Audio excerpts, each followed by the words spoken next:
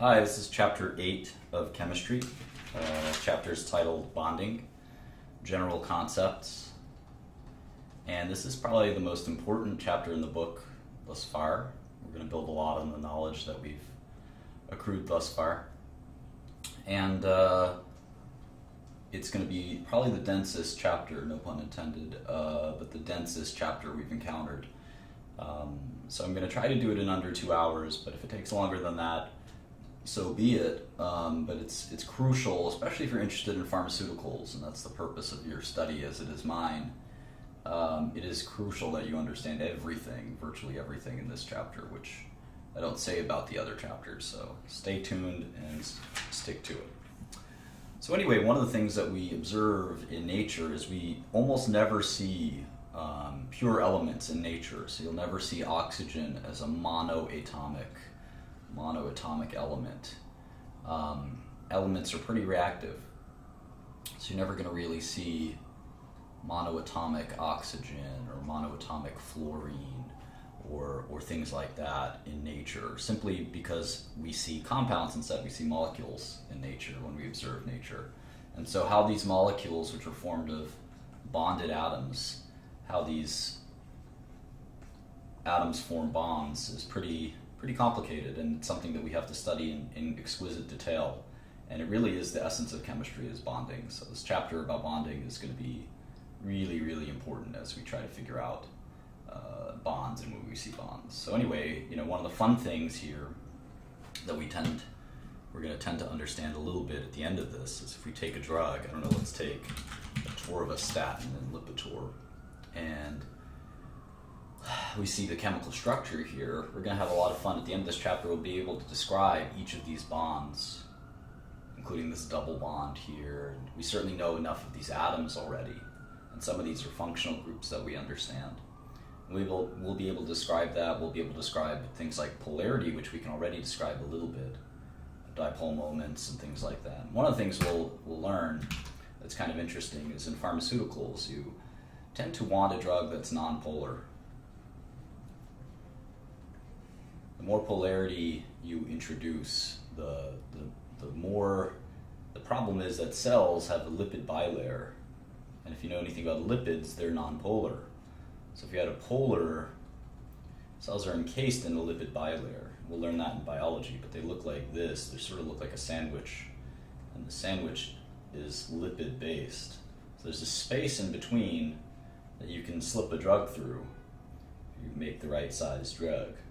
It's about enough room for a drug, 1,000 molecular weight or so, if you could slip one through. But if it was polar, it would have a hard time getting through. So you typically want nonpolar drugs. So anyway, we'll learn a lot about pharmaceuticals later, but in any event, this chapter is crucial. And so why do atoms bond? Why do we form molecules? That's going to be the key question here. So the first thing we're going to learn is the types of chemical bonds, types of bonds that exist out there. And one of the things that we'll appreciate is just the definition of a bond. And bonds are the forces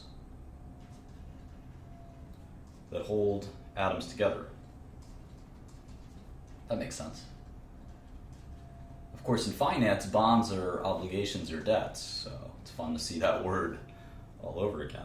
I have a finance class I have to prepare for later tonight. In any event, we study properties of molecules all the time. One of the properties about bonds is their strength. Their strength. And one of the ways we can determine bond strength, does anyone know? It's pretty easy. It's through something called bond energy. It's the amount of energy it takes to break a bond. We measure energy in joules around here, so it's usually going to be in joules. So we're going to learn all about bonds. One of the bonds that we've spent a lot of time on is the ionic bond between sodium and chlorine. They form these sort of ionic bonds, and we sort of describe those as kind of like this weird kind of shape that tends to occur in these ionic solids, right? Where you have the cation here and the anion here, and they form this kind of lattice, right? And And one of the things that, basically the sodium's got 1 valence electron, the chlorine's got 7. 4, 5, 6, 7. 6, 7. And the sodium will lose it so that both achieve their octet, right? Their octet configuration. We kind of learned a bit about this, and we'll learn more about it this chapter. But one of the things we can do when we study these ionic bonds, which are when a cation loses an electron to an anion, and the cation is almost always a metal, and the anion is almost always a nonmetal, if not always. One of the things that we can appreciate when we look at these kinds of bonds is actually we can do some calculations through something called Coulomb's law. Coulomb's law. Coulomb's law takes this form. It's basically energy of the bond is equal to this number, 2.31 times 10 to the negative 19th joules per meter. This is a constant, multiplied by some pretty simple stuff. Q1, Q2, which is charge, divided by R, which is radius between, or the distance, I should say, really, the distance between, you can call it a radius if you want, but the distance between the ion centers in nanometers. So this takes in nanometers, keep that in mind. And so the ionic charge for sodium is just simply, I guess when it loses an electron, is +1. And the ionic charge, when chlorine gains an electron, I guess is -1, right? And we can experimentally determine the distance, and just say that's less than a nanometer. Nanometers are pretty small. It's a pretty small distance. N with a capital M is actually nanomolar, which I tend to write in chemistry, so I always write with capital N, but with space it's a nanometer, and M is lowercase. So don't make that mistake. Anyway, so if we do this calculation, we can see that the strength is a negative number, right? Because this will be a negative number, -1. -1 divided by anything will be a negative number. And if we multiply that negative number by a positive number, we'll still get a negative number in the end. And that negative number in this case is -8.37 times 10 to the 19th joules. Now think about that for a minute. This is the energy of interaction. Let's not worry about exactly what that means, but we'll assume that that is the energy between one of these guys and one of these guys. So what does that mean?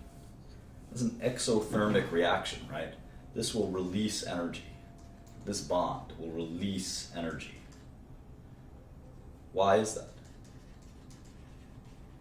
Well, what we find in nature, is that systems try to lower their energy, or they have a tendency, maybe that's better, they tend to lower their energy if they can.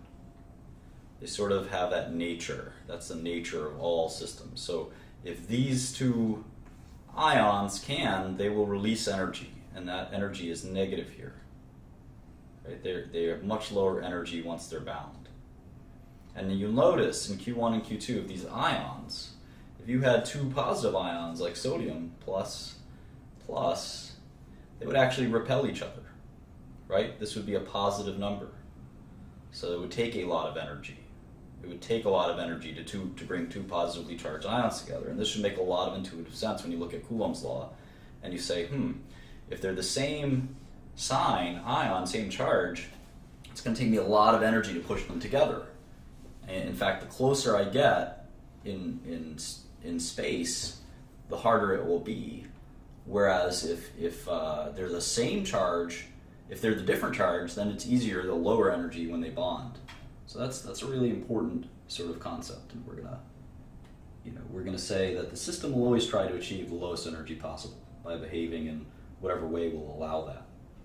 So one of the things we'll look at is two hydrogen atoms. We're almost never going to see monoatomic hydrogen. Why is that? Same reason we discussed. There's always a way for hydrogen to lower its energy, and it does that by forming this bond, this covalent bond. We call that just hydrogen gas. Now, if we draw a chart, and we label this side of the chart, the y-axis, potential energy. We label this axis, the x-axis, distance. We have this sort of amazing thing that we find, the distance between two hydrogen atoms. And you think about that, two hydrogen atoms. One has a positively charged nucleus and one electron in the 1s orbital, right? And so the question is, how far apart should they be? And what's amazing is we find, let's say this is dotted line is 0, no potential energy. And distance can go to infinity, to 0, in terms of like an overlap. And what we find is we can't bring them to 0, which is interesting. They can't overlap. Those protons will just repel each other too much. It will take too much energy. And we can see the asymptote here, because ultimately as distance approaches infinity, the energy that these two have won't bear on each other if they're on different parts of the universe, for instance. They won't be interacting or impacting with each other. But why can't we make them smush together? Well, there's too much. It would take too much energy, right, to put these positively charged nuclei together. And remember, the electron is tiny, and it really isn't a cloud, so this isn't exactly drawn to scale. If I had to draw to scale, you couldn't even see the electron. If this was the nucleus, maybe it'd be a dot, maybe it'd be a tiny dot like that. And so you're really talking about bringing two protons together, and you're hoping that the electrons will find a happy distance. So now lowest energy is here, is this distance. And this distance is 74 picomolar, or picometer, excuse me, or 0.074 nanometer. And this is the distance between the two protons. And this is where hydrogen is the happiest. In other words, it has the lowest energy. After 74 picometers, say 50 picometers, it takes more energy to bring them together, because the protons in the nucleus are going to start to repel each other. They're going to start to say, I don't want to be that close. But interestingly, if you have this, if they're just right distance in terms of 74 picometers, what you'll see is that these electrons will tend to kind of exist in between the atom. So you'll have this perfect balance. You have sort of a bunch of interactions. You have the proton-proton, which is a repelling interaction. You have the electron from one and the electron from the other, which is a repelling attraction. And then you have the protons from nuclei and the electrons, which of course is attracting. And so if you balance all of those, this is the distance, 74 picometers. And that's what we'll call bond length. That is the length of the hydrogen-hydrogen bond. So when you see these bonds, HH, that is 74 nanometers. And of course, that's what we call a covalent bond, right? Like I said, this is going to take a while because I think it's very important to understand all of this. And one of the ways we can think about bond length is that it is the distance where the system has the least amount of energy, the minimum energy. And again, that's where it's sort of the happiest, if you will. Systems tend to organize themselves in a way that they have minimal energy. And this is the distance. Too close, and there's too much energy required, right, to keep those hydrogen atoms together. Too far, and they just don't have any interaction with each other. But just this close, 74 picometers, and it's just right. So try to keep all of that in mind.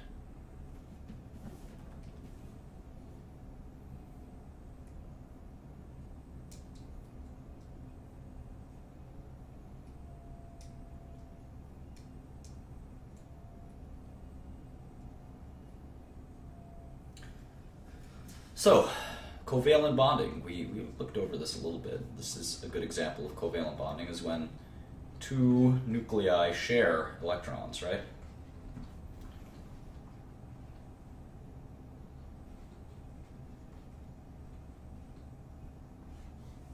In this case, the hydrogen, here's the proton from each hydrogen, and electron from hydrogen 1 and electron or hydrogen from hydrogen 2 are kind of available, if you will, for both atoms. We know the first shell is not an octet, it's actually a duet shell. So the hydrogen is very happy because it has access, this hydrogen, we'll call it hydrogen 1, has access to both electrons. Both electrons. And hydrogen 2 has the same because they're sharing. So that's certainly why we get this covalent bond in hydrogen. That makes a lot of sense. And so we've considered the extremes, right? We know what a covalent bond is, and now we know, of course, what an ionic bond is. What about something in the middle? We're going to call that a polar covalent. And with that, we have learned the three ways, or we will when we learn more about the polar covalent, we'll learn the three ways that bonds can form. So the first is ionic. This is sort of the taking of electrons, if you will. The second is covalent, which we learned briefly. We'll explore all these in much more detail. In fact, we have a whole chapter on ionic bonds yet to come. Ionic covalent and polar covalent. Now, what the heck is polar covalent? Well, we actually see this in water, and we're going to talk a lot about that, where it's a bit of this unequal sharing. We see it in water, where this is a covalent bond in that the hydrogen, again, is bringing one electron to the table, the oxygen is bringing 6, and that this hydrogen, of course, is also bringing 1. So they'll each share 1 electron. So hydrogen will contribute 1, and so oxygen will now have 7, and of course this hydrogen will contribute 1. So this oxygen will have 8, and 8, of course, is our magic octet number. Now, of course, the oxygen is sharing, it's a pair of electrons that are being shared, 1 from hydrogen, 1 from oxygen. So this hydrogen is happy. It's got 2. And that same thing applies here. Well, if you don't understand that, we'll go in more detail. But let's look at a simpler molecule. Let's look at hydrofluoric acid. And so what's interesting is fluorine is the hungriest, if you will, is the hungriest element there is. It has high electronegativity.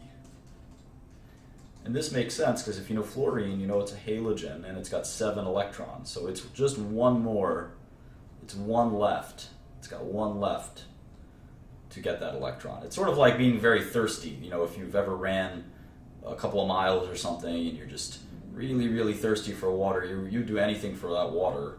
It's that one last electron that it's hungry for, and that's why fluorine is the most electronegative of all of the elements. We'll talk about exactly what electronegativity is in a second. Hydrogen is less electronegative, so what we do is we write this delta. This is a lowercase delta.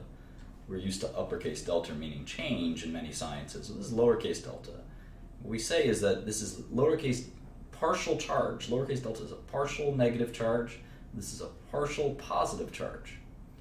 What ends up happening is you'll have this bond is a little bit more weighted. Instead of being a pure covalent bond like hydrogen and hydrogen, where they're the same. I mean, they're the same element, so there's not one of them prefers electrons more than the other.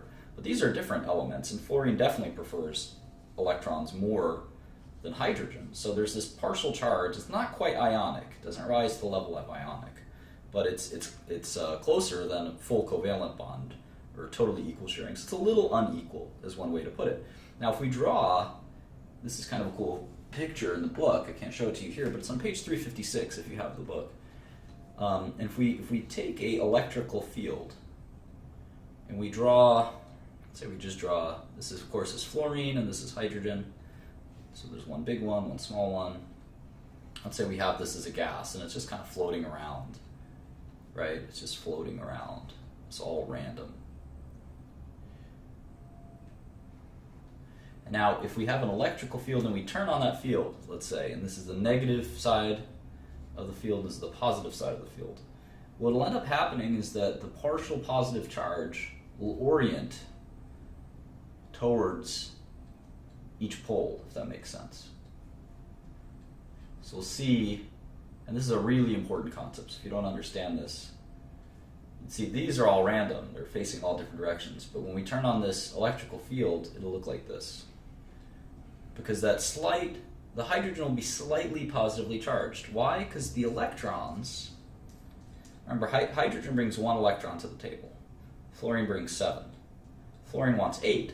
So it's going to kind of steal hydrogen's electron. It will be closer to the fluorine. It won't quite be ionic like we see in NaCl, where Cl also brings 7, it's another halogen. But it literally it strips, basically, sodium's electron. Here it kind of doesn't strip it, but it's bringing it closer. So what ends up happening is hydrogen has a proton, you can't change that, but its electron is kind of floating over there. So the hydrogen has actually got a positive, kind of partial positive charge because it's missing its electron buddy. Fluorine has 7 protons. And it usually has 7 electrons, but now it's got 8. Now it's got 8 because it didn't quite take hydrogen's electron, but it's kind of closer to the fluorine, so it's got a partial negative charge. So you put an electrical field, the positive charge from the hydrogen will kind of face the negative electrical field, and of course the negatively charged fluorine will kind of face the positive part of the electrical field. And I hope that makes a lot of sense. It certainly makes sense to me. So let's talk about electronegativity, this concept that some elements are hungrier for electrons than others. Electronegativity, you could think of it like electron thirst. One of the cool things is, if you look at electronegativity table, it might confuse you because there's so many numbers, but it's actually pretty easy. You can learn this trick real quick. Draw the periodic table. You can actually learn this trick where the first row, which is where most of our organic chemistry is going to be, is actually just 4.0 for fluorine, which is the highest, 3.5 for oxygen, 3.0, 2.5, 2.0, 1.5, and 1.0. So that's actually really easy. It's just in increments of 0.5. You have to memorize hydrogens too. I think it's 2.1, 2.1. And the rest are super easy, and you can kind of remember that carbon's 2.5. And then if you can't remember nitrogen, just say, well, it's 3, because that's just the 5th element, and oxygen is not the 5th element actually, it's the 7th element, but it's got 5 valence electrons, and we know carbon always has 4, and oxygen always has 6, and fluorine always has 7, so you can always remember it like this. And hydrogen is 2.1. The rest of the elements kind of don't matter. And you can learn chlorine. Chlorine's 3.0, but you're never going to really bond a lot with these other guys. You can learn sulfur if you want. Sulfur is 2.5. And you can certainly learn sodium.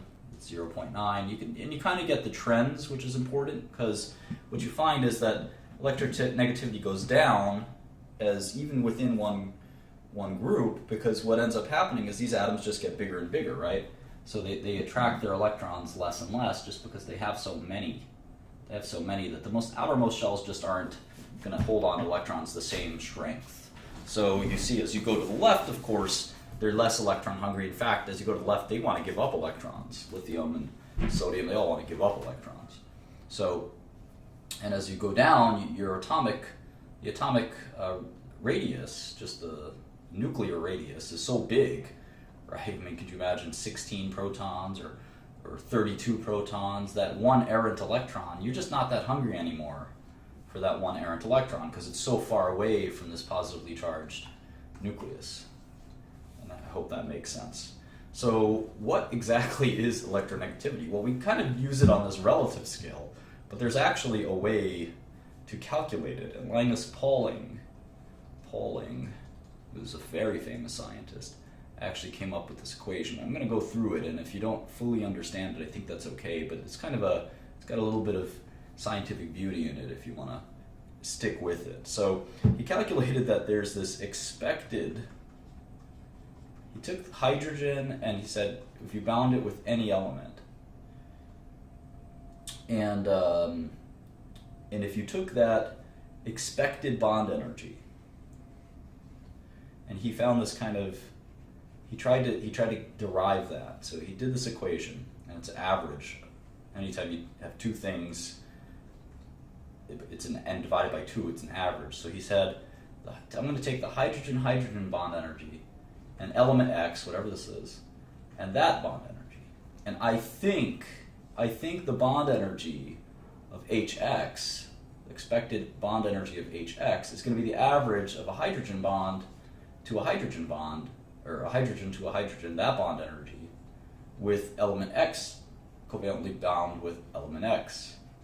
And that was his hypothesis, and that's how you got expected bond energy, the amount of energy it took to break a bond.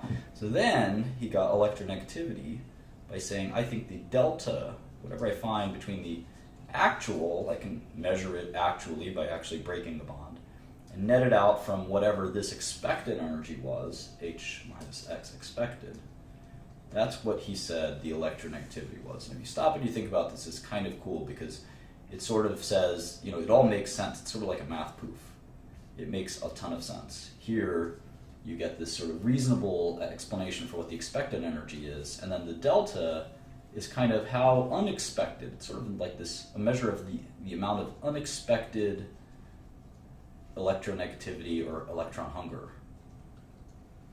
And we see that fluorine behaves like a total electron beast, if you will. Negativity. It really wants electrons more than you would expect. And again, it sort of makes sense from our perspective. But in any event, that's sort of the nature of that. So let's get a little more in depth. How do we use this electronegativity?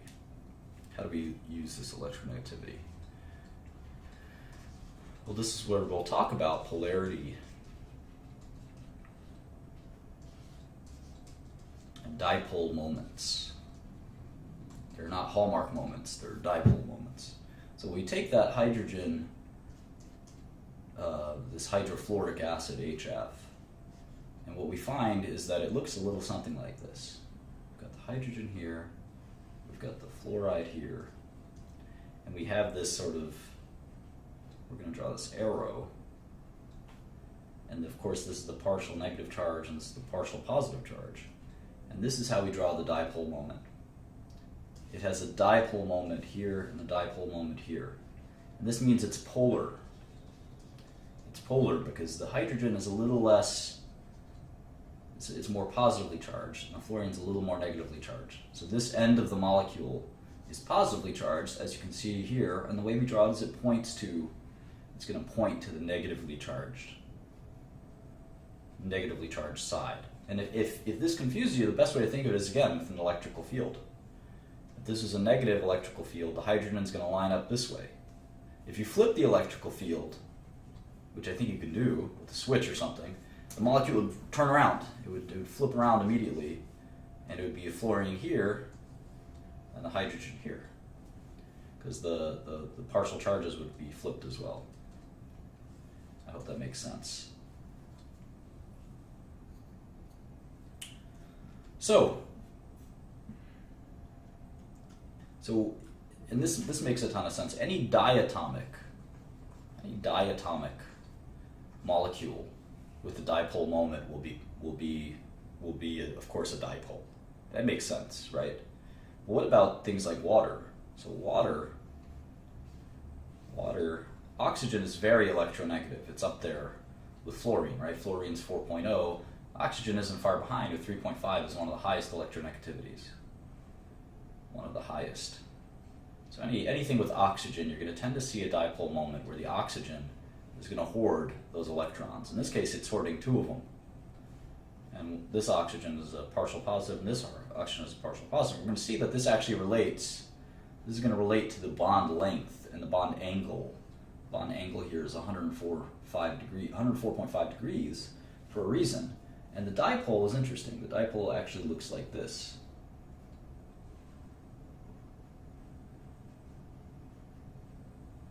So there is a polar side. And again, in a electrical field, this is sort of how it would be oriented. So if you always have trouble, the way that I do is I have trouble finding where the dipole is, I just think of an electrical field and say, well, it's going to kind of force itself that way. Well, how about an atom like carbon dioxide? This one's interesting. This one's really interesting. Again, you're going to have this electronegativity. The oxygen's way more electronegative than carbon, which is 2.5. So you're going to have these partial negative charges, right? And the carbon's going to have two partial positive charges.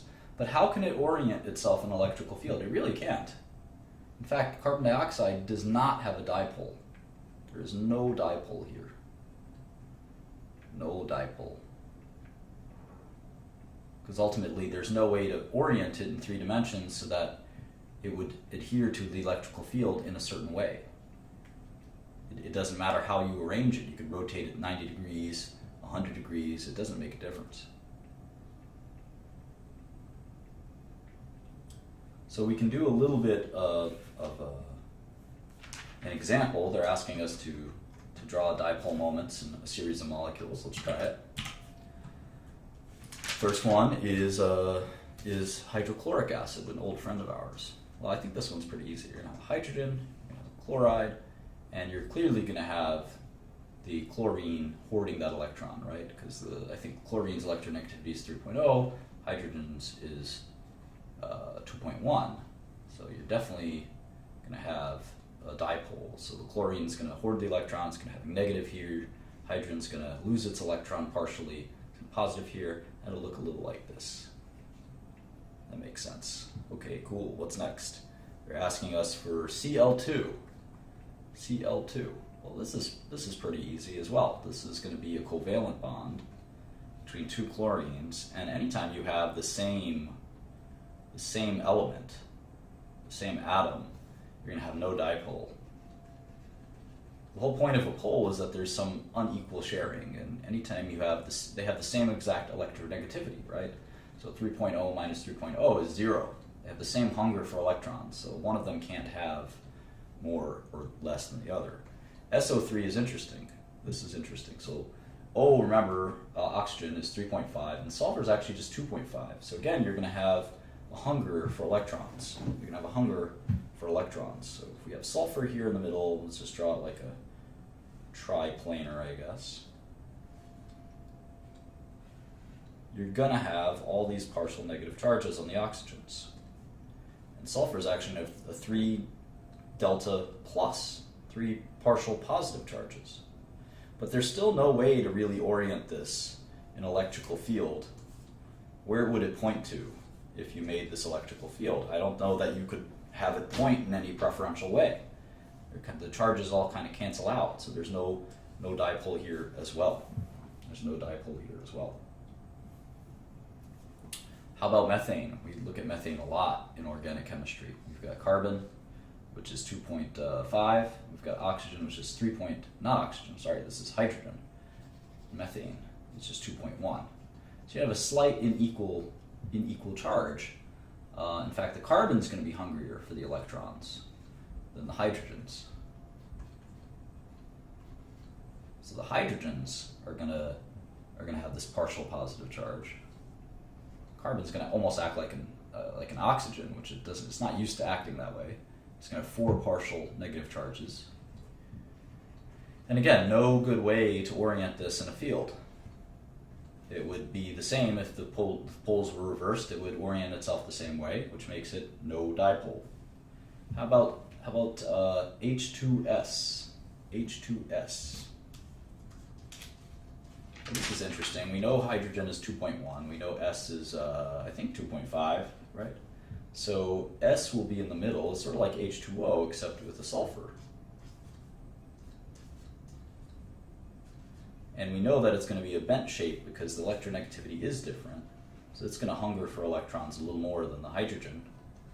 So this will look like water, basically. So of course there is a dipole. It is a dipole. And that's that. So we're making okay progress here, I think. Chapter 8.4, we're going to talk about ions. We're going to talk about ions, and this is going to be a lot of fun.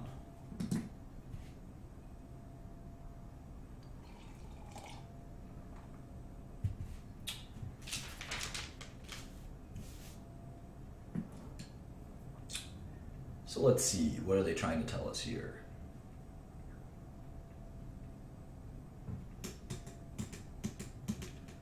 Well, this is, I think, pretty intuitive, but if you look at the periodic table, you have group 1A, and you see that these elements tend to form ions where they lose one electron. That makes a lot of sense because we can include hydrogen in here, although hydrogen tends to, we'll talk about that, it tends to gain an electron, but it can behave as both, we know that. So anyway, those are group 1A, group 2A, all of them have the same property, right? They tend to lose 2 electrons. 3A, same thing. 6A, oxygen tends to gain 2 electrons, so does sulfur. And 7A, all these guys, the only thing that they do is they gain 1 electron. And so this has, I think, been obvious to all of us, but these are the kind of ions that form in chemistry. And probably the most important one we're going to ever think about is the oxygen. I think we know all this, but it's just something that the book is certainly asking us to keep in mind. One of the things we're going to look at is isoelectronic ions. And this is kind of a neat concept. It's more neat than anything else. When we have oxygen, O2 minus as an ion, and fluorine minus as an ion, what's interesting is they have the same amount of electrons. So remember what oxygen's atomic number is 8, and fluorine's is 9. But interestingly, they both have, this is protons, right? They both have 10 electrons. 2 in the 1s shell, and then 8, right? 8 in the 2 energy levels, so 2s2, 2p6. So this is the Nobel configuration of what? Which noble gas? Neon, right? Neon. Because neon has 10 protons and 10 electrons. So they're kind of copying neon's electron configuration, and they've reached the promised land. They're a full octet. They have this electron configuration. So what's kind of neat is that they all have the same amount of electrons, but they have a different amount of protons. So with fewer protons, would you expect, let's draw oxygen out here. This is the nucleus. Would you expect its sort of 10 electrons to be closer or further away than fluorine, which has 9 protons? Think about that for a second. Same amount of electrons,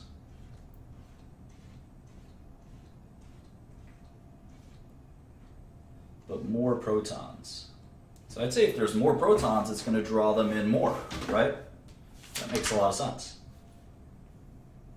So you're going to have the more protons, the smaller that kind of radius of the atom is. So this will be smaller than maybe this. Oxygen will be bigger than fluorine in this case in terms of the size. That's kind of interesting. And again, I don't think it's that important, but pretty interesting. Let's move on. We're at 8.5, and we're on page 365 of Zumdahl and Zumdahl's textbook. And this section is called Energy Effects in Binary Ionic Compounds. And there's 12 sections, so we're at 8.5.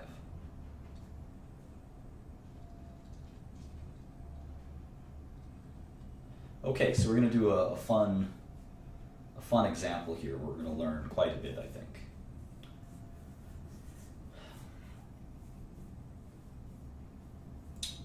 So we're going to take lithium. We're going to try to figure out the lattice energy. So lattice energy is that ionic lattice that we've talked about with the formation that kind of looks like this, where it organizes itself to maximize the opposite interaction and minimize the same interaction, if that makes sense. So how much energy is released? Because when things like sodium and chlorine come together, an ionic lattice is formed, and of course energy is released. We know that from Coulomb's law. So we take lithium, and we combine it with fluorine, a halogen. This makes sense. Lithium forms the +1 ion, fluorine forms the -1 ion. We get this lithium fluoride. So, how does this end up happening? Well, lithium has to turn from a solid to a gas. And as you can imagine, this requires energy. This is 161 kilojoules per mole. And then lithium has to become ionized, which again requires some energy. lithium as a gas has to become lithium ion as a gas plus an electron, and that requires 520 kilojoules per mole. We could just look up the values. So far, to turn lithium from a solid to a gas that's ionic, we're talking 681, right? 681 kilojoules per mole between these two steps. But we're not done. We've got the fluorine side. So how about taking a covalent fluorine and breaking that bond? So 1/2 of fluorine as a gas to become just fluorine as a gas. This is normally 154 kilojoules per mole to break this bond. Well, we're going to do it in half because we're only responsible for half of it, right? So I guess it's 77 kilojoules. 77 kilojoules to break that bond. And then we have to I guess have the electron affinity. So how much energy does it take for fluorine to become as a gas to become fluorine the ion, right? And this takes an electron, right? And this is actually a negative, right? So it gains, the system will lose energy in this case. The fluorine loses potential energy. And that kind of makes sense if you think about it. So we've got 681 kilojoules plus 77 minus 328. And then finally we have the lattice energy. And this is fascinating. If you take, we've made the lithium ion, we've made the fluorine ion, and we're going to end up getting that lithium fluoride. And the ion, and that energy is amazing. It's amazingly negative. It's negative 1047. That's the lattice energy. And you can see the lattice energy, it's so happy, lithium fluoride, to sort of organize like this, right?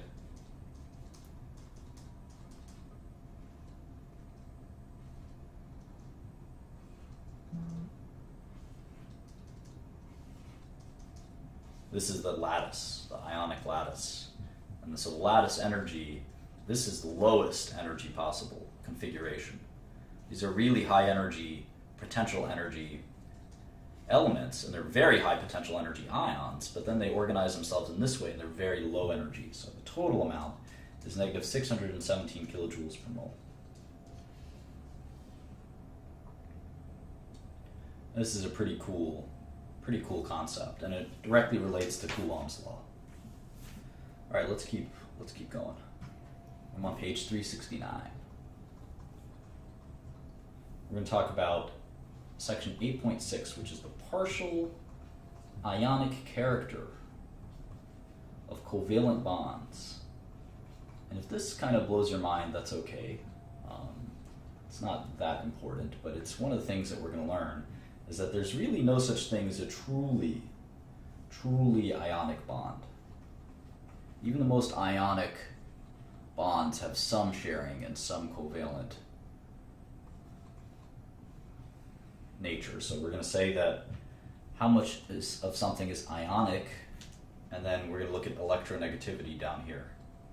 The difference, electronegativity difference. What's the most electronegativity difference you can think of? Well, it has to be with fluorine, right? So here's CaF, calcium fluoride, or cesium fluoride, Cs. And here's potassium fluoride, and here's lithium fluoride. And it's asking us what's the percentage ionic character, and this is 100%. So it's getting close. This is like 80% ionic. And then let's look at the closest electronegativity difference that's not at least the same element. So if we look at, iodine bromide, this is like almost the same. The electronegativity difference is close to 0. This is 1, 2, and 3. This is 0. So it's like over here. It's like 0.1 or 0.2 or something. You see the percentage ionic character it is close to 0. It's like maybe 5%. And there's stuff in the middle. Like lithium iodide you would expect to be really, really ionic, but it's about 50% ionic. And we can actually calculate percent ionic. How do we determine what that is? Well, it's actually measured dipole over observed or calculated. Measured dipole moment over calculated dipole moment of the ion versus the bond. And it's sort of like Pauling's electronegativity difference. calculation. And again, I wouldn't worry too much about it, but it's kind of this cool idea that no bond is truly, truly ionic, that there's still some amount of sharing going on. So now we're going to get to the fun part of this, which is 8.7 on page 370. The rest of this chapter, I have to warn you, is a little technical and sometimes can be difficult. We still have the bulk of the chapter ahead of us, probably another 30 pages. This is where the bulk of the chapter is. Everything else was a warm-up, so buckle up. Covalent chemical bond. The covalent chemical bond. And the book loves to talk about models, so they're going to say a model. All right. So as usual, we see that bonds result from the tendency of the system to seek the lowest possible energy. We've said that many, many times. And so if we take methane, one of our favorite molecules, methane, how do we look at this? Well, we think that we know, in fact, from experiments that it takes about 1652 kilojoules to break up methane into just carbon and then 4 hydrogens. That's kind of interesting. It takes 1652 kilojoules to break that up. We can also think of it this way. When these, you can think of these like almost like Legos, right? Hydrogen has one kind of divot, if you will. Carbon has 4. Hydrogen has 1, so you can actually screw them on together, and that's kind of what happens. You can also argue that from 1 mole of each of these, the system releases 652 kilojoules of energy. This is the lowest state of affairs of energy that these elements can arrange themselves into. So think that through. 652 kilojoules to break this back into, that takes energy. Plus energy will leave this. So that means that this minus energy will give you that. And you have to make sure you understand this concept. This is lower energy. This is lower energy than this, because this is potential energy. It's a lot of potential energy in these bonds. Hydrogen can go bond with chlorine or fluorine or etc. But once that bond has happened, energy will be released because it's sort of been satisfied and there's lower energy. So you think about 1652 and you say, well, there are 4 bonds here, so that means each CH bond must be 413. That's 1652 divided by 4. Well, 1600 divided by 4 is 400. 52 divided by 4 is 13. So that's 413 kilojoules per mole. That means if we wanted to form a different molecule, like let's say CH3Cl, which is just the same thing except one of them is a chlorine, we can actually, and we know that this is 1578 kilojoules per mole, we can actually subtract that by 413 3 times. And we learn that the ClC bond should be the remainder of this subtraction, 379 kilojoules per mole. So it takes less energy to break the ClC bond than the HC bond. It's kind of interesting. Starting to think about what each bond is, how much energy each bond has. It's pretty neat.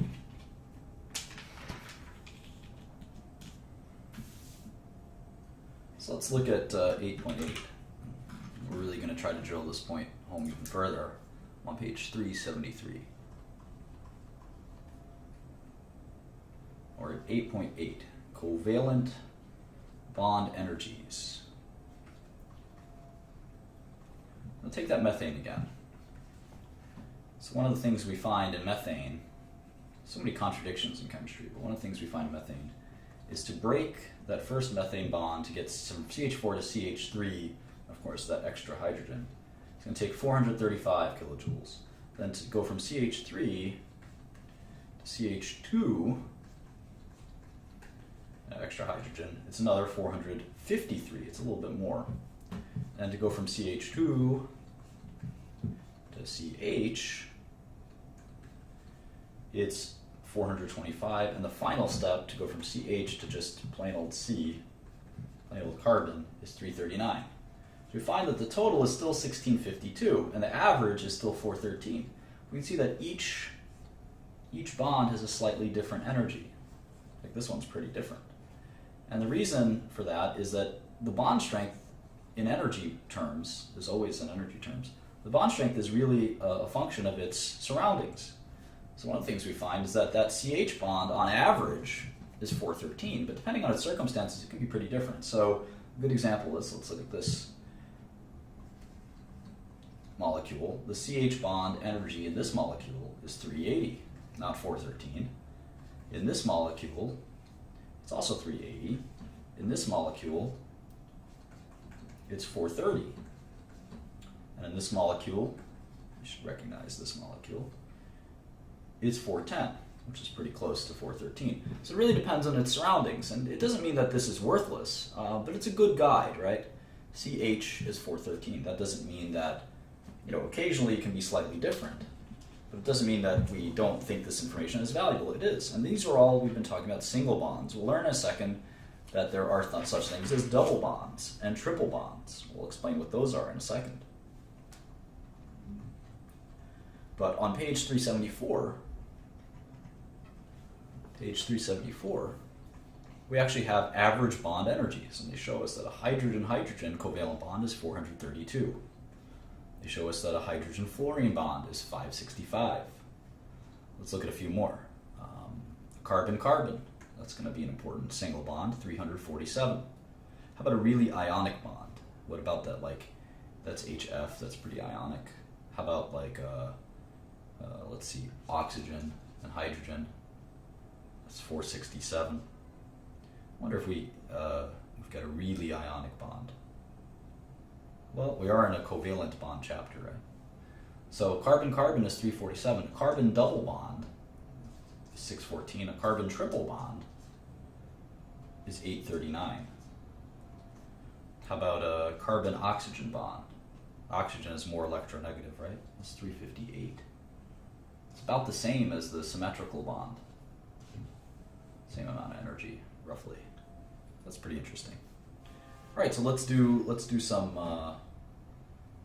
math here. Let's look at hydrogen gas plus fluorine gas gives us hydrofluoric acid, 2 molecules.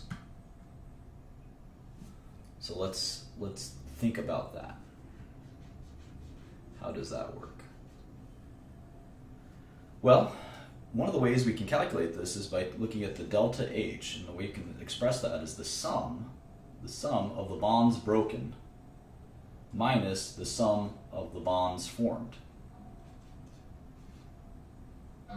This is energy required, and this is to form them, and this is energy released. This is formed, so energy is released, and this is broken, so this is required, right? So let's see. So if we think about this delta H, it's going to be the delta H required to break the bond of hydrogen-hydrogen, and the bond required to break fluorine-fluorine. And then we're going to, so these are the bonds we're going to have to break, right? One hydrogen bond, hydrogen to hydrogen, one fluorine to fluorine. And what we're going to form is we're going to form actually two what? HF bonds. So if we look at their table, it's telling us that the HH bond is 432, the FF bond is 154, and then the HF bond is actually 565. And remember, this is times 2. This is times 2. So if you add it all up,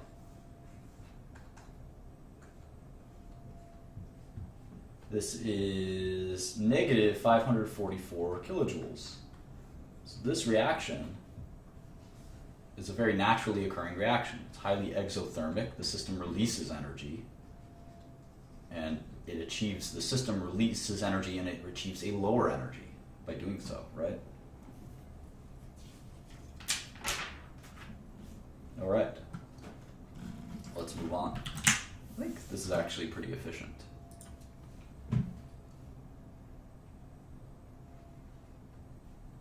Let's look at 8.9. The localized electron bonding model. This is sort of a way to think about electrons. We're going to use this in 810, 811, and 812. And it might even be in 813 in here too. So next 25 pages or so, we're going to think about electrons this way. And we assume that a molecule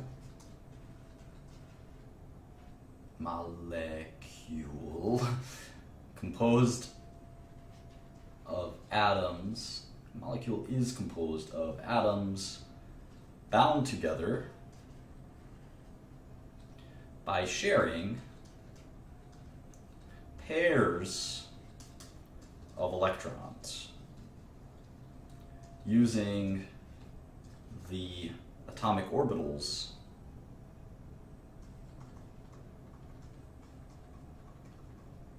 of the bound atoms. And really, the only significance this has is the idea that there's lone pairs and bonding pairs. Lone pairs are in, ooh, I wonder who that is, hang on.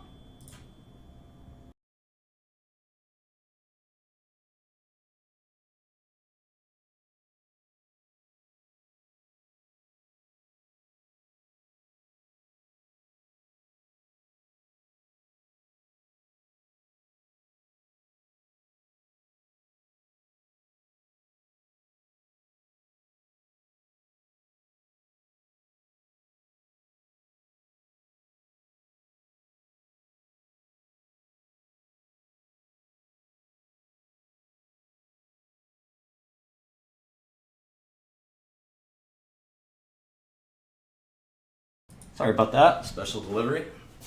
So the bonding pairs of the atoms are the ones that are involved in the bond, and the lone pairs are not. And the lone pairs stay, in essence, they stay localized to the atom, localized to their kind of parent atom. Whereas the bonding pairs stay between the bonded atoms. That makes sense. Good. All right, so that's the model that we're going to use. So the next thing we're going to do is we're going to draw Lewis structures. You might have seen these at some point before, but let's take a recap of these. And Lewis obviously invented these. So of course, you know what atoms want to do is achieve their Nobel conformation. So take potassium; it's got 1 electron. You take bromide, it's got 7.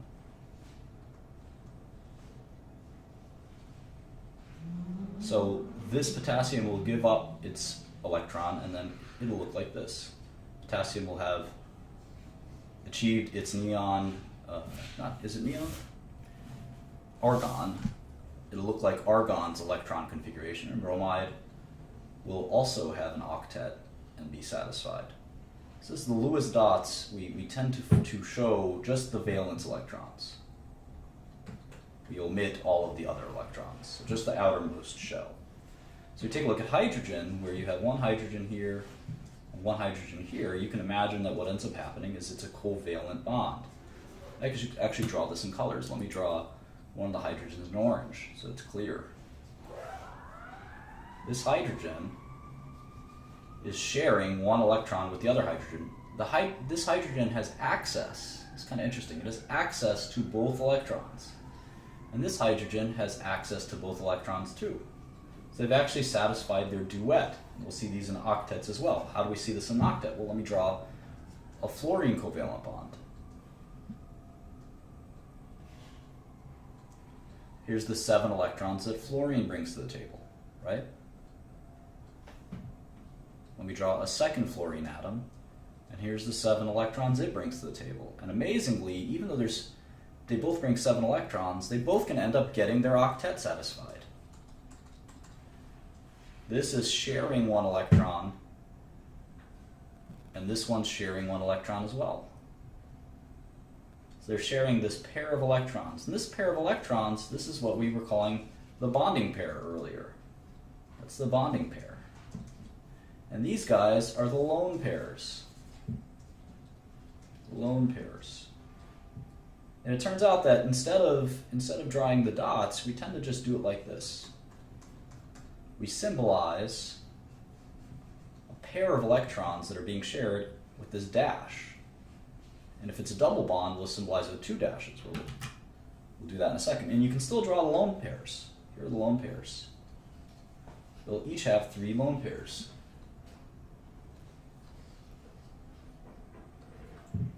So anyway, if we look at water, let's draw water. So you think of it like this. Oxygen is always bringing 6 valence electrons, no matter where it is, right? Hydrogen is always bringing 1. And we talked about this earlier. They're going to share 1 apiece. So oxygen is going to be thrilled. It'll have 8, right? And hydrogens will be thrilled too. They'll have 2. What we can kind of do here is we can actually draw, like I said, when we have a bonding pair, we can just draw a line. One of the ways the line, when I was a kid, always confused me, because the line doesn't really seem to make a lot of sense. But if you think about it like this, think of the line as 2 electrons, 1 at each end of the line. If you kind of visualize it like that, it makes much more sense. That the oxygen has all 8 of these electrons, 1, 2, 3, 4, 5, 6, 7, 8. And that it's got 2 lone pairs and 2 bonding pairs. And of course, you shouldn't draw it like that, you should draw it like this. But mentally, maybe you could think of these as, always think of this as 2 electrons. 2 electrons.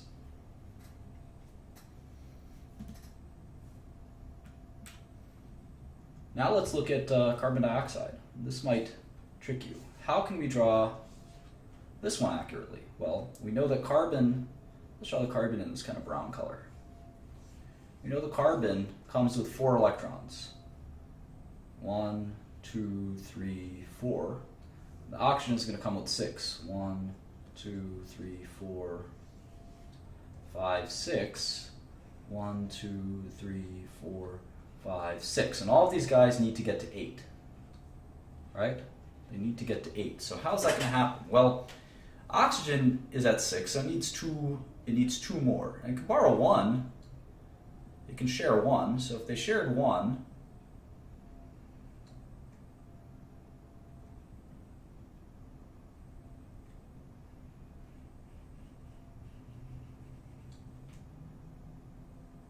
well, now oxygen has 7, right? It's got 1, 2, 3, 4, 5, 6, 7. Or the line is 2. I try to symbolize how that line is 2. So it's not happy. It's got 7. It's like a halogen now. It needs 1 more. All right? Why don't we take another one? Move this down here. Move this over here. This is what we call a double bond. This is a double bond. It's 2 pairs. 2 pairs of electrons, or 4. It's a double bond. And now this side does the same thing. These guys will go down here. So they'll disappear. And this is what carbon dioxide looks like. It's like this. And there's 2 lone pairs here and 2 lone pairs here. You don't have to draw the lone pairs. You don't have to draw the lone pairs, but that's where they are. So the book wants us to do a bunch of Lewis structures. I don't know that we have to. If you want to practice on Lewis structures, you can sort of Google them and do them. There's some tricky ones. And Khan Academy does a great Lewis structure series. I encourage you to do that. But to be good at chemistry, you have to understand how to do these Lewis structures.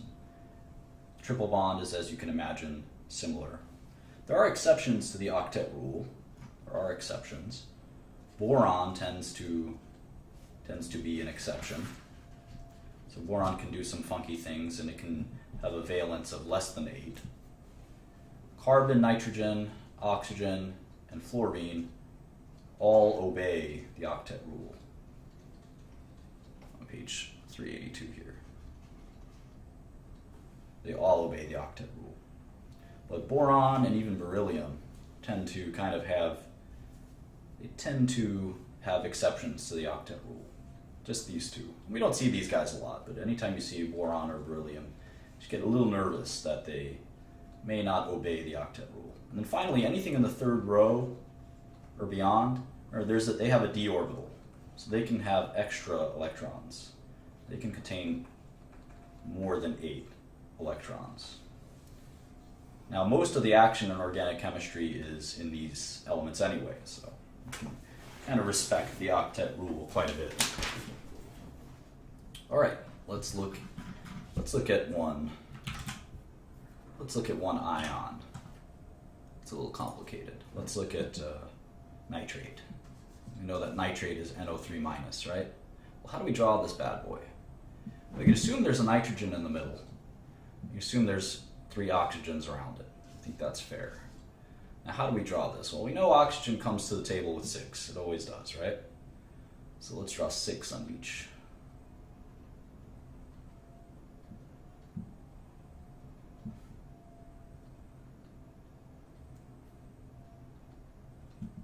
So it still wants 2. It still wants 2. Nitrogen comes to the table with 5, right? So it wants 3. So that actually seems like it's going to be workable, right? I can take one of these and bond them together. So now nitrogen has gone from 5 to actually 6, right? 1, 2, 3, 4, 5, and 6. We do the same thing here. I'm going to remove number 4, put it here. Oops. That's easier. So now nitrogen has gone from 6 to 7. Then I can do that with, I guess, I'll do number 3. And now it's gone from 7 to 8. So if I do single bonds, nitrogen's pretty happy, and maybe it's got 1 lone pair. It's got 1 lone pair. I can erase the numbers now. 2, 4, 6, 7, 8. That's another way to think of it. Each single bond is really 2.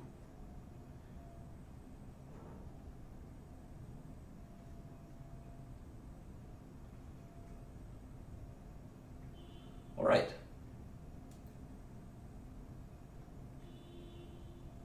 So nitrogen's happy. It's got 8. How about oxygen? Let's count. 2, 3, 4, 5, 6, 7. Huh. How about this one? 2, 4, 6, 7. And this one's going to be the same. 2, 4, 6, line is 2, 7. Huh. So nitrogen is 8, and the oxygens have 7. But remember, this is an ion, right? This is an ion, so it's always got 1 extra electron. Always got 1 extra electron. So these two are interesting. This can form a double bond.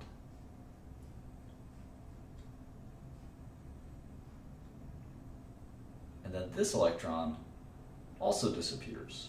And this is what we call a resonance structure, and we'll talk all about what this means in a second. But this is the right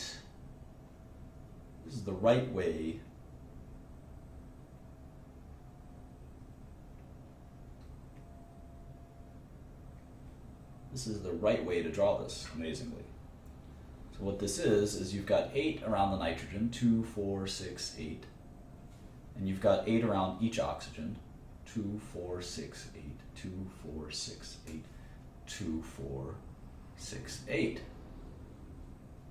And we accomplish that this way.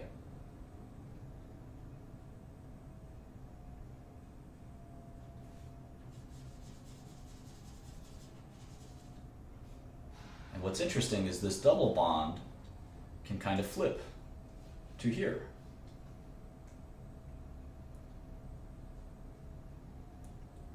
And then it can flip to here. So the double bond kind of travels around in sort of a random way. And you can even think of it as always existing as a kind of three of these bonds are sort of this is what we'll call resonance. These three bonds are always in existence in a sense. There's always one of these that's a double bond and the others are a single bond. They're always kind of flip-flopping. We'll call that resonance. These are resonance structures. And again, if we count the number of electrons, it has to stay, you can't create electrons, right? So oxygen will have 6 valence electrons and nitrogen will have 5. So when we add this all up, there should be 17. So let's count. Well, the 4 bonds are 8. Here's 4 more. 1, 2, 3, 4. It's 12. Here's 6, and here's 6. Well, let's triple check that. Let's triple check that. 4. Well, don't forget, this is an ion, so there's one more, so it makes 18 total. 18 total. So let's do it again. 4, 2, 4, 6, 8. So that's 8. Then there's 4 here, well, it makes 12. And there's 6 here. That makes 18. And remember, there's 3 oxygens, so it's actually going to be 24 total electrons. So we do keep 24. And this is the complicated structure of this ion. And it even gets more complicated if you look at something like sulfate, where this can be drawn, amazingly, this could be drawn either way. This could be drawn as sulfur like this, or this could be drawn with double bonds like this. So we have to think very carefully about the right way to draw it. And this is one of the things we're going to do, is we're going to call them formal charges. We're going to identify formal charges, define and identify formal charges, which will allow us to help understand when we have a resonance structure and how to draw it and so forth. And if this is confusing, I would Google resonance structure and spend a lot of time on it. It's sort of introducing you to the topic, but if you don't get it, that's okay. Keep working at it, and again, keep working at these Lewis dot structures until they make a lot of sense to you. But let's look at the formal charges. Again, we have this situation with sulfur where we're not really sure. Let's do sulfur real quick. How many valence electrons does sulfur have? It's 6, right? 6. And oxygen also has 6. So if we draw sulfur, they're right above each other in the periodic table, right? So if we draw them,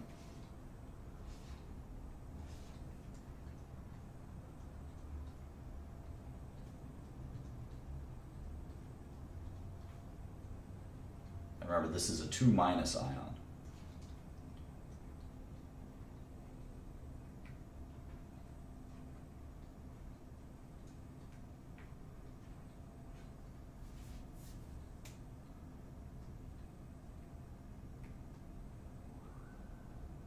All right, so we're going to take this guy and let's pair him up. That makes sense. I'll take this guy and pair him up. That makes sense. Take this guy and pair him up. That makes sense. I will take this guy and pair him up, and that makes sense. And so does this satisfy the octet rule? Let's see, 2, 4, 6, 8, 7. 2, 4, 6, 8, 7. So all the oxygens have 7, so something needs to be done about that. Well, this electron is sort of floating, so I can keep him here. This electron is floating off the sulfur, so I can keep him here. And if we do that, we start to get closer, and remember there's 2 ions. There's 2 electrons from the ion. So we actually get a full answer this way. We have a completed octet for each element. Those free electrons can kind of move around. Just because it's sulfur's electron doesn't mean it can't be over here or something like that. So that makes a lot of sense. Now we could also have it as that double bond. It makes sense as a double bond, so we can do it like that.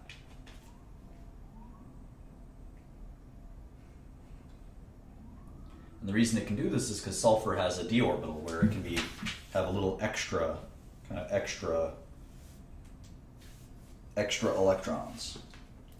So we have to calculate formal charges. And this is going to allow us to understand what the best way to represent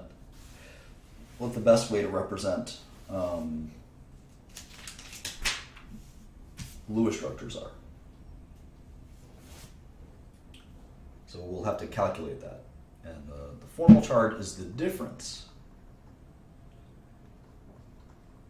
between the number of valence electrons, like in this case, 6, right? It comes to the table at 6, on the free atom, and the number assigned to the atom. So we have some rules for assigning.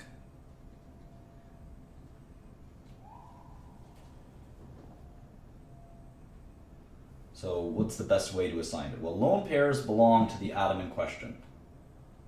Lone pairs belong to the atom in question. And shared electrons are divided equally. So we take this case and we look at the formal charge. Let's look for the oxygens first. Well, let's see. There's two kinds of oxygens here, one that has a single bond and one that has a double bond. And the rule of formal charges is we try to get close to 0 as possible. So the single bond electrons, let's do those first. It certainly comes to the table with 6. We know that. But let's see how many we're going to assign to it. Well, if it's a single bond, it's going to share half of 1, right? It's going to share half of 1. So we're going to add half of that double bond. So that equals 7. And the formal charge will be the difference between the free atom, which is 6, and the assigned electrons. So the lone pairs it keeps, so 2, 4, 6, and it keeps half of the double bond, a single bond. So that's 7. So 6 minus 7. The formal charge in the oxygen is -1 for these guys. -1. Now for these, it's interesting. There's 2 lone pairs, so that's 4. And then it's going to keep half of the double bond. The double bond is 4. So it's 4 lone pairs from the lone pairs, and then half of 4 from the double bond is 6. So the formal charge on the oxygen with the double bond is 0. Pretty interesting. These are the formal charges, -1, 0, -1, 0.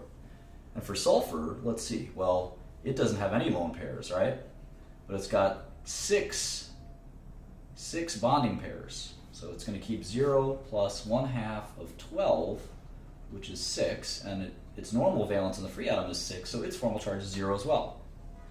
So in the rule of formal charges, we're trying to minimize formal charges. So this is the configuration that minimizes the formal charges, because it turns out that if you compare the formal charges of this structure of sulfate versus this structure of sulfate, both of which solve the valences correctly, it turns out that this has the formal charges that are closer to 0. This one is -1, and all the other ones are 0. Whereas if you look at this one, the formal charges are quite different. The sulfur formal charge is 2 instead of 0 in this case. And the formal charge for the oxygens, let's see what they are, -1. -1. So this is kind of a mess in terms of formal charges, whereas this is a lot cleaner, closer to 0. There's only 2 oxygens that have formal charge of -1. So I hope that makes sense from that perspective. All right, we're in the last section. So I think we've made great time, but this is a long and complex section. And it's called the Vesper model. We're going to talk about the actual molecular structure. I know this guy named the RZA, who's a rapper, and he likes to talk about molecular structures. He likes the way that those two words sound. So do I. So we have something in common. Anyway, Vesper stands for valence shell, as you can imagine. Valence shell. You probably don't know what the EPR stands for. Valence shell, electron pair repulsion model. VSEPR model. What does that mean? What does that mean? Well, it means that the structure of an atom or molecule, structure is determined by minimizing electron pair repulsions. And that makes sense. Electrons are negatively charged. They don't want to repulse each other, so molecules will organize in a way that minimizes their repulsion. So here's a good example. Here's beryllium with chloride, BeCl2. Okay? BeCl2. And we know that beryllium can violate the octet law. We know that. So Be can only have 4 electrons. We know that it can violate it. Chlorine can't, right? Chlorine's got 3 lone pairs and 1 bonding pair each. So the best way through VSEPR for this molecule, BeCl2, to minimize repulsions is so that these atoms are on the opposite sides of each other, the chlorines, at 180 degrees. Because if they were bent like this angle would be, let's say it's 100 degrees, and this angle would be 260 degrees. The lone pairs on the chlorine would repulse each other. They would kind of fold back out for energetic reasons. So we call this a linear structure. Linear structure. We see this a few times, right? We see this with carbon dioxide, CO2, right? We'll explain why we don't see this with H2O. We don't see that with H2O. That's a bent, call that a bent structure. That's what water says to carbon dioxide, or carbon dioxide says to water, get bent.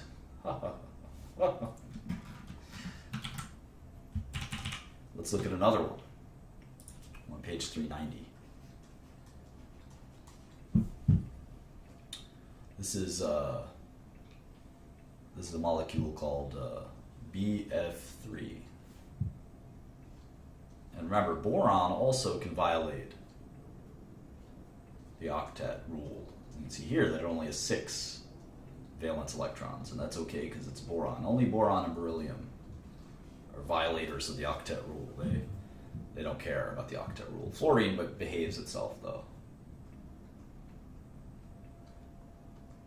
And so what's the best way for these guys to stay? This is the Lewis structure. But what's in reality through VSEPR, what is the best way? VSEPR, what is the best way for them to orient? Does anyone know? Let's see. What do you guys think? How should I draw this? How should I draw this? Well, the circle has 360 degrees, and we've got 3 fluorines. I have to orient them in a way that minimizes the repulsion. Minimizes the repulsion. So we call that trigonal planar. Trigonal planar. So they're actually going to be 120 degrees.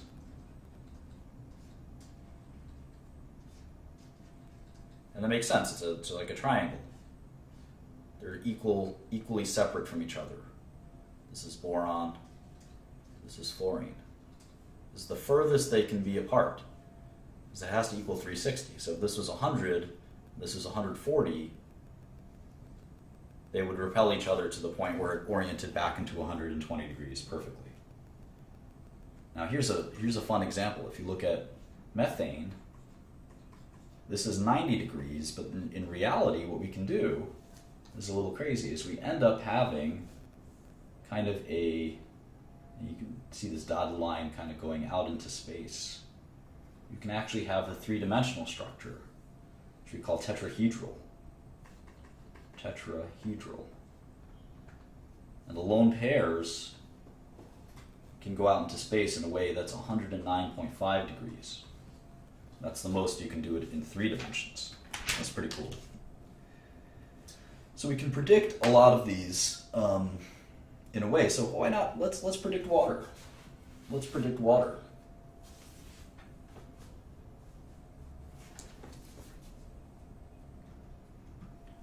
So we know water looks like this on a Lewis dot structure. There's two lone pairs here on the oxygen. So why is it bent? Does anyone know?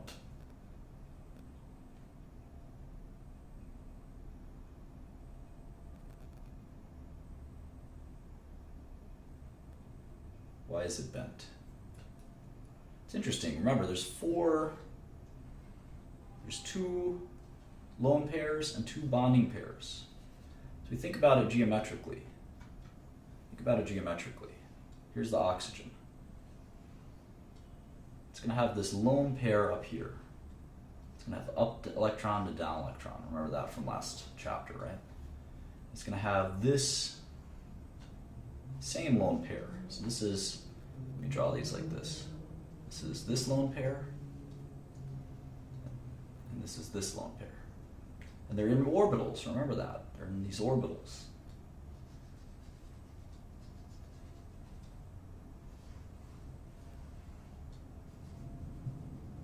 And then it's got the bonding pairs.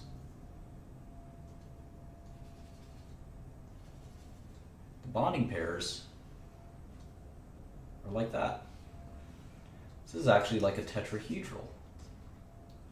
But these belong to the oxygen.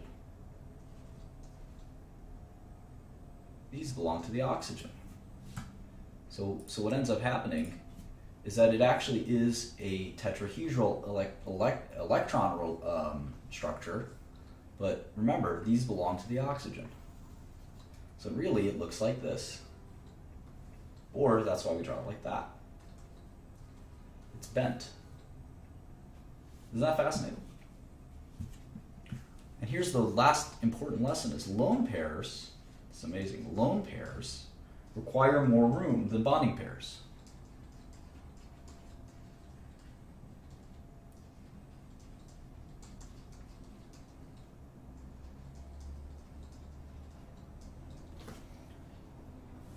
So methane, the bond angle is 109.5. There's no lone pairs. Think about it. Each one is a hydrogen. It's one from the carbon and then one from the hydrogen. Same thing here.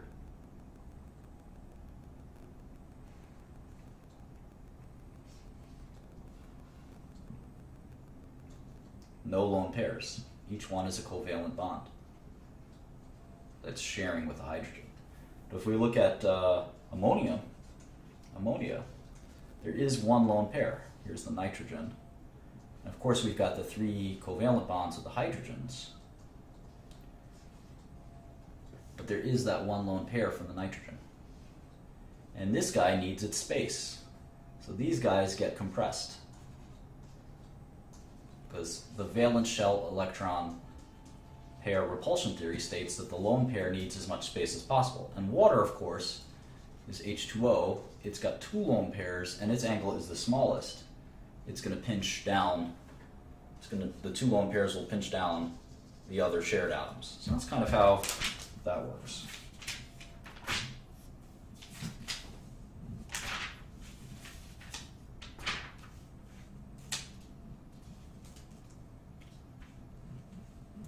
What's interesting is with double bonds, they actually behave like single bonds in Vesper.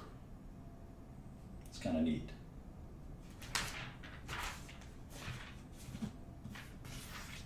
That really wraps up our lesson on Chapter 8. I did skip over nothing in particular. I just didn't delve extremely deeply in each subject. So if you find any of it confusing, I would definitely go over it in the book. It's Chapter 8. There's so many resources for chemistry education on the internet. I didn't do example after example after example this chapter. But if you need more help, you can certainly reach out to me, or you can look around on the internet. I recommend Solcon's Khan Academy, Khan Academy. But there's other videos on YouTube and other places. My goal here is to sort of present the material. Hopefully you understand it at first blush. If not, you can watch my video over again. If not, you can read the book, the Zumdahl and Zumdahl book. If not, You can go around, find another textbook, or you can go around the internet, but this is material you absolutely need to know. If any of this is unclear, you will just get stuck even worse as you progress. So go backwards and triple check that you understand everything. So again, thank you so much for that, and I'll talk to y'all later.